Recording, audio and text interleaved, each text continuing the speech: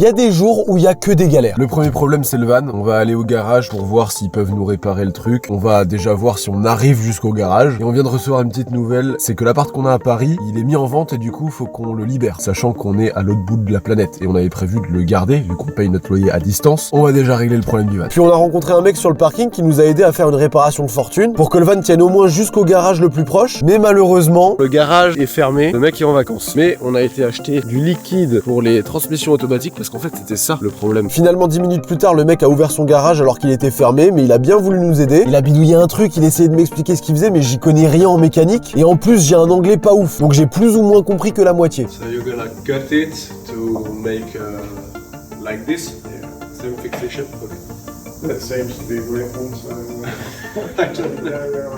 Maybe. J'avais dit on the road again, on the garage again. Et juste après notre réparation, il y a un couple qui a débarqué au garage parce qu'ils avaient mis du diesel à la place de l'essence dans leur voiture. C'est vraiment la journée des problèmes pour tout le monde. Vu que leur voiture doit être immobilisée pendant plusieurs heures et qu'ils habitent vraiment qu'à 10 minutes, j'ai proposé de les ramener chez eux. Mais comme j'ai que 2 places dans le van, on a fait un peu comme on pouvait. Évidemment, ne reproduisez pas ça chez vous. Et malgré toutes ces mésaventures, on s'est trouvé un spot de malade pour dormir cette nuit. Bon là on voit rien, on doit cuisiner dans le noir, mais je vous montre la vue demain matin au petit déjeuner. Vous allez péter un câble.